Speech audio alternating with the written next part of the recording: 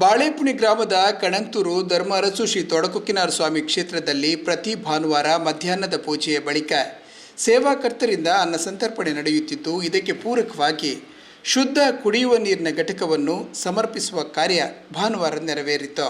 ರಾಜಕೀಯ ಮುಂದಾಳು ಸಂತೋಷ್ ಕುಮಾರ್ ರೈ ಬೋಳ್ಯಾರು, ರಮೇಶ್ ಶೇಣವ ಚಕ್ರಕೋಡಿ, ರಾಧಾಕೃಷ್ಣ ರೈ ಉಮಿಯಾ ಹಾಗೂ ಶ್ರೀನಾಥ್ ಕೊಂಡೆ ಚಕ್ರಕೋಡಿ ಇವರ ಸೇವೆಯಾಗಿ ಈ ಘಟಕವನ್ನು ನೀಡಿದ್ದು, ಕ್ಷೇತ್ರದ ಆಡಳಿತ ಮುಕ್ತೇಸರಾದ ದೇವಿಪ್ರಸಾದ್ ಪೊಯ್ಯತ್ತಾಯರ ಪ್ರಾರ್ಥನೆಯೊಂದಿಗೆ ಉದ್ಘಾಟಿಸಲ್ಪಟ್ಟಿತ್ತು. ಕ್ಷೇತ್ರದ ಮುಕ್ತೇಸರರು ದೇರಣ್ಣ, ಮೂಲೆಣ್ಣ, ಗಡಿ ಹಿಡಿದವರು, ಪರಿಚಾರಕ ವರ್ಗ ಈ ವೇಳೆ ಹಾಜರಿದ್ದರು.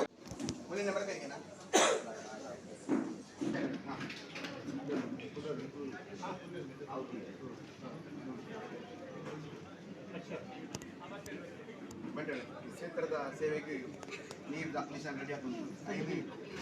ನಮ್ಮ ಮನೆ ಮಾತಾಡ್ತೀನಿ ನನಗೆ ಮಿಷನ್ ಸೇನವೇರಿ ಅನ್ಕೊಂಡೆ ಮತ್ತೆ ಕ್ಷೇತ್ರದ ಸೇವೆ ಮೊದಲು ಇವತ್ತು ಅಗತ್ಯದ ಮೇಲೆ ಏತ್ ಅಗತ್ಯ ಉಂಟುಕೊಂಡೆ ಖಂಡಿತ ಗೊತ್ತಾಕೊಂಡು ಪ್ರಯೋಜನ ಆಗ್ತೀನಿ. ಆ ಕ್ಷೇತ್ರಕ್ಕೆ ಬರ್ತದಿಲ್ಲ ಮಿಷನ್ ಐನೈತೆ ಪೊರ್ಲುಡು ಉದ್ಘಾಟನೆ ಮಾಡ್ಕೊಂಡು ಮಾತಾಡ್ತದೆ. ಪತ್ತನಕ್ಲ ಮಾತ ಬಾಜಿ ಇಲ್ಲ ನೆಲ್ಲ ನಿಕ್ಕಿಸಿ ಅದು ಕೊಟ್ಟನೆ ಮಾತಾಡ್ತಂದೆ. ತೊಡಕಿನ ಪೊರ್ಲುಡು ಐನು ಮಿಷನ್ ಹೋಗಿ ವಿಘ್ನೇಶ್ ಲೆಕ್ಕ ಪೊರ್ಲುಡು ಕಾತೊಂದು ಕೊಟ್ಟನೆ ಮಾತಾಡ್ತದೆ.